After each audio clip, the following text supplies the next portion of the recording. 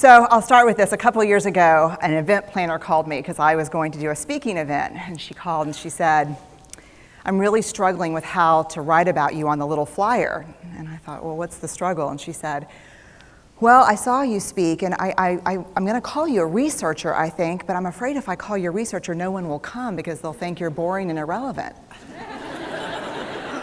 And I was like, okay. And she said, but the thing I liked about your talk is, you're a storyteller, so I think what I'll do is just call you a storyteller. And of course, the academic, insecure part of me was like, you're going to call me a what? And she said, I'm going to call you a storyteller. And I was like, oh, why not Magic Pixie? I was like,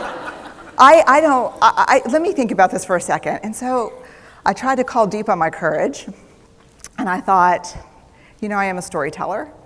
I'm a qualitative researcher. I collect stories. That's what I do. And maybe stories are just data with a soul, and maybe I'm just a storyteller. So I said, you know what? Why don't you just say I'm a researcher storyteller? And she went, there's no such thing. So I'm a researcher storyteller. And I'm going to talk to you today. We're talking about expanding perception. And so I want to talk to you and tell some stories about a piece of my research that fundamentally expanded my perception and really actually changed the way that I live and love and work and parent. And this is where my story starts.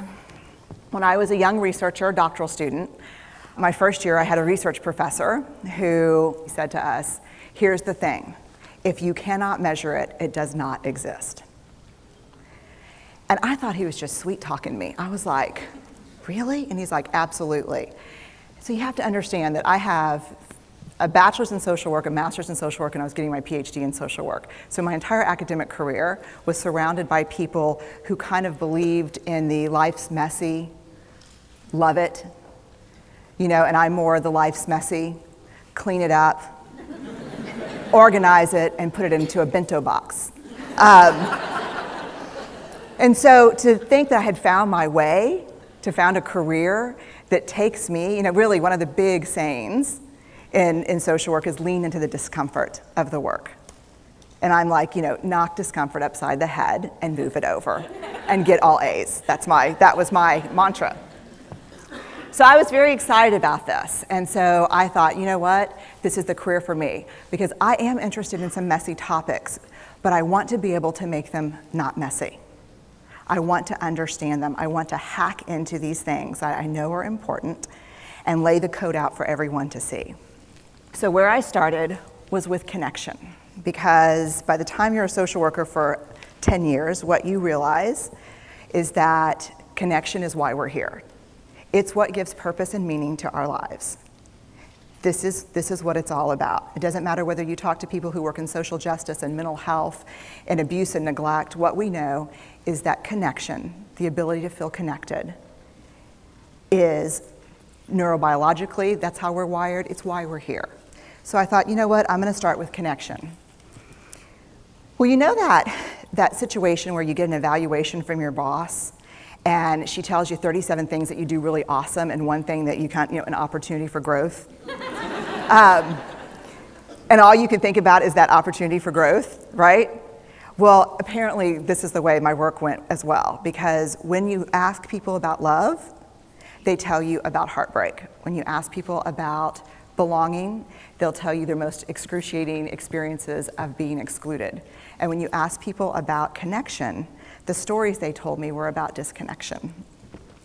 So very quickly, really about 6 weeks into this research, I ran into this unnamed thing that absolutely unraveled connection in a way that I didn't understand or had never seen. And so I pulled back out of the research and thought, I need to figure out what this is. And it turned out to be shame.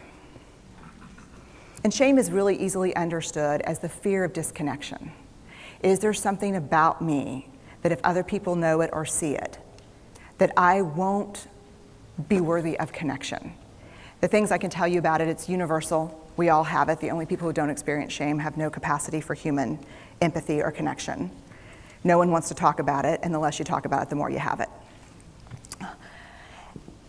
What underpinned this shame, this I'm not good enough, which we all know that feeling. I'm not blank enough. I'm not thin enough, rich enough, beautiful enough, smart enough, promoted enough.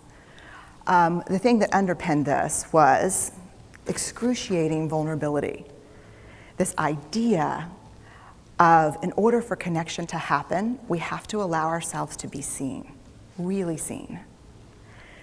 And you know how I feel about vulnerability. I hate vulnerability. And so I thought, this is my chance to beat it back with my measuring stick. I'm going in, I'm gonna figure this stuff out, I'm gonna spend a year, I'm gonna totally deconstruct shame, I'm gonna understand how vulnerability works, and I'm gonna outsmart it. So I was ready, and I was really excited. As you know, it's not gonna turn out well. You know this. So I could tell you a lot about shame, but I'd have to borrow everyone else's time. But here's what I can tell you that it boils down to. And this may be one of the most important things that I've ever learned in the decade of doing this research. My 1 year has turned into 6 years, thousands of stories, hundreds of long interviews, focus groups. At one point, people were sending me journal pages and sending me their stories, thousands of pieces of data. And 6 years, and I kind of got a handle on it. I kind of understood this is what shame is, this is how it works. I wrote a book, I published a theory, but something was not okay. And what it was is that if I roughly took the people I interviewed and divided them into people who really have a sense of worthiness, that's what this comes down to, a sense of worthiness. They have a strong sense of love and belonging. And folks who struggle for it, and folks who are always wondering if they're good enough. There was only one variable that separated the people who have a strong sense of love and belonging and the people who really struggle for it, and that was the people who have a strong sense of love and belonging believe they're worthy of love and belonging. That's it. They believe they're worthy. And to me, the hard part of the one thing that keeps us out of connection is our fear that we're not worthy of connection, was something that personally and professionally I felt like I needed to understand better. So what I did is I took all of the interviews where I saw worthiness, where I saw people living that way, and just looked at those. What do these people have in common? And I have a slight office supply addiction, but that's another talk.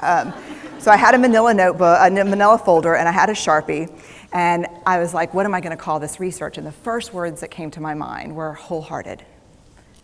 These are kind of wholehearted people living from this deep sense of worthiness. So I wrote at the top of the manila folder, and I started looking at the data. In fact, I did it first in this in a 4-day, very intensive data analysis where I went back, pulled these interviews, pulled the stories, pulled the incidents. What's the theme? What's the pattern? My husband left town with the kids because I always go into this kind of Jackson Pollock crazy thing where I'm just like writing and going and kind of just in my researcher mode. And so here's what I found. What they had in common was a sense of courage. And I want to separate courage and bravery for you for a minute. Courage, the original definition of courage, when it first came into the English language, it's from the Latin word cur, meaning heart. And the original definition was to tell the story of who you are with your whole heart. And so these folks had, very simply, the courage to be imperfect. They had the compassion to be kind to themselves first and then to others, because as it turns out, we can't practice compassion with other people if we can't treat ourselves kindly. And the last was they had connection, and this was the hard part, as a result of authenticity. They were willing to let go of who they thought they should be in order to be who they were, which is, you have to absolutely do that for connection. The other thing that they had in common was this. They fully embraced vulnerability. They believed that what made them vulnerable made them beautiful. They didn't talk about vulnerability being comfortable nor did they really talk about it being excruciating, as I had heard earlier in the shame interviewing. They just talked about it being necessary. They talked about the willingness to say, I love you first.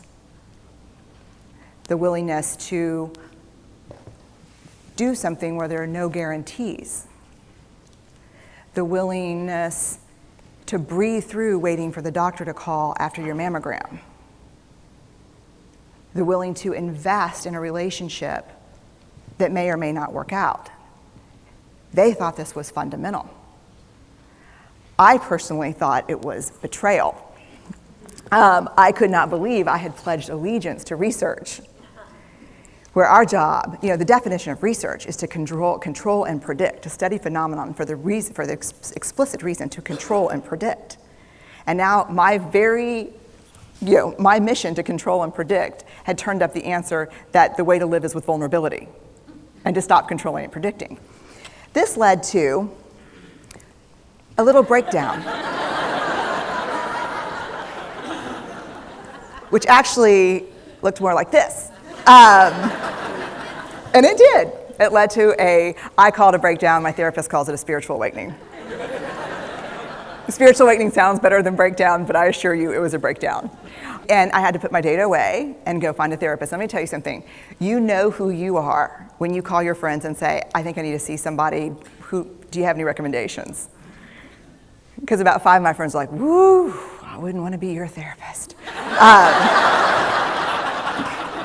I was like, what does that mean? And they're like, I'm just saying, don't bring your measuring stick. It's like, okay. So I found a therapist. My first meeting with her, Diana, I brought in my list of the way the wholehearted live. And I sat down, and she said, how are you? And I said, I'm great, I'm okay. And she said, what's going on? And I said, and this is a therapist who sees therapists, because we have to go to those because their BS meters are good. And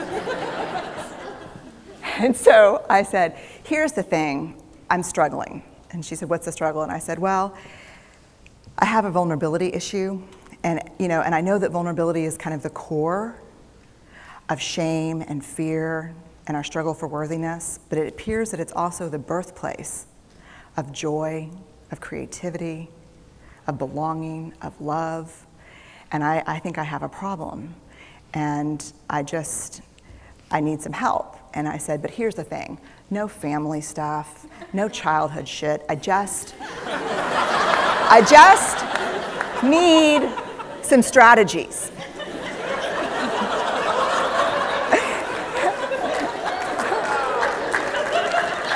Thank you. So she goes like this. And then I said, it's bad, right? And she said, it's neither good nor bad. It just is what it is. And I said, oh my God, this is gonna suck. And it did, and it didn't. And it took about a year. And you know how there are people that, like, when they realize that vulnerability and tenderness are important, that they kind of surrender and walk into it? A, that's not me. And B, I don't even hang out with people like that. For me, it was a year-long street fight. It was a slugfest. Vulnerability pushed, I pushed back. I lost the fight, but probably won my life back.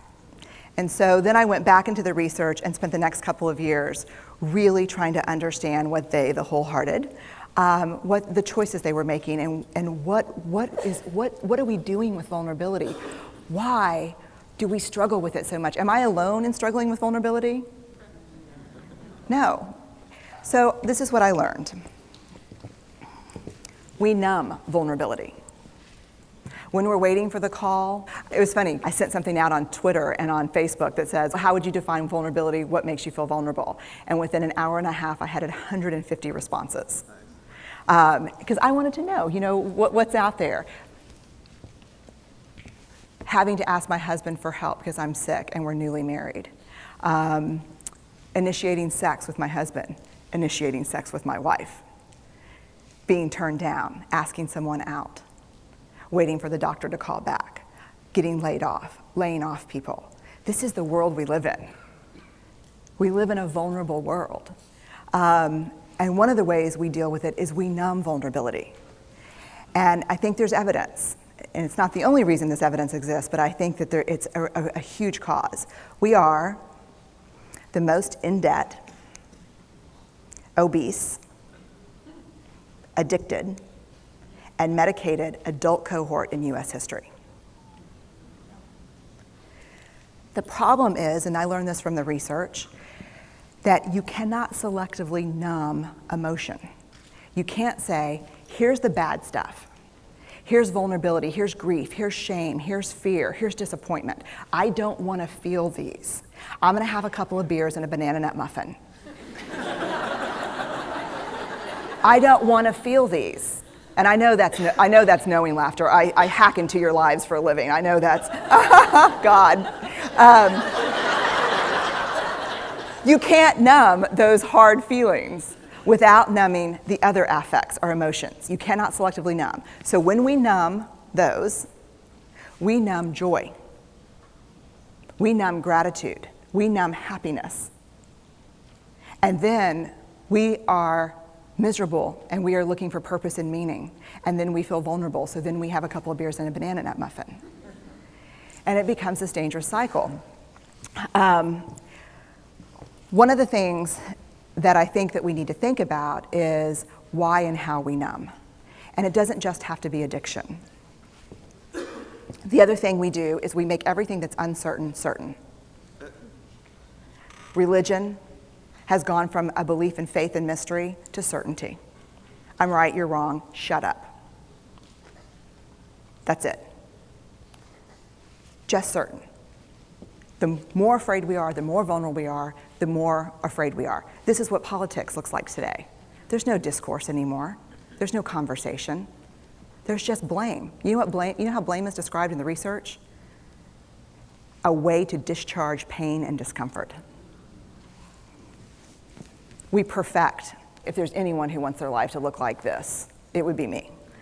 But it doesn't work, because what we do is we take fat from our butts and put it in our cheeks. Which just, I hope in 100 years people will look back and go, wow. You know? And we perfect, most dangerously, our children. Let me tell you what we think about children. They're hardwired for struggle when they get here. When you hold those perfect little babies in your hand, our job is not to say, look at her, she's perfect. My job is just to keep her perfect, make sure she makes the tennis team by 5th grade and Yale by 7th grade. That's not our job. Our job is to look and say, you know what? You're imperfect and you're wired for struggle, but you are worthy of love and belonging. That's our job. Show me a generation of kids raised like that and we'll end the problems I think that we see today. We pretend that what we do doesn't have an effect on people. We do that in our personal lives. We do that corporate, whether it's a bailout, an oil spill, a recall. We pretend like what we're doing doesn't have a huge impact on other people. I would say to companies, this is not our first rodeo, people.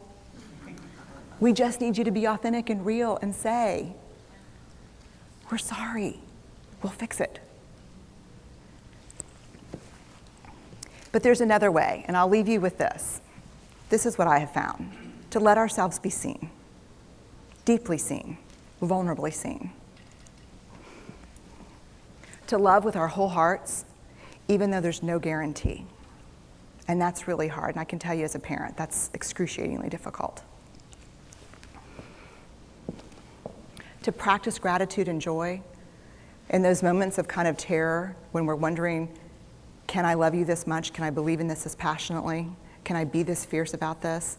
Just to be able to stop and instead of catastrophizing what might happen, to say, I'm just so grateful. Because to feel this vulnerable means I'm alive. And the last, which I think is probably the most important, is to believe that we're enough. Because when we work from a place, I believe, that says, I'm enough, then we stop screaming and start listening. We're kinder and gentler to the people around us, and we're kinder and gentler to ourselves. That's all I have.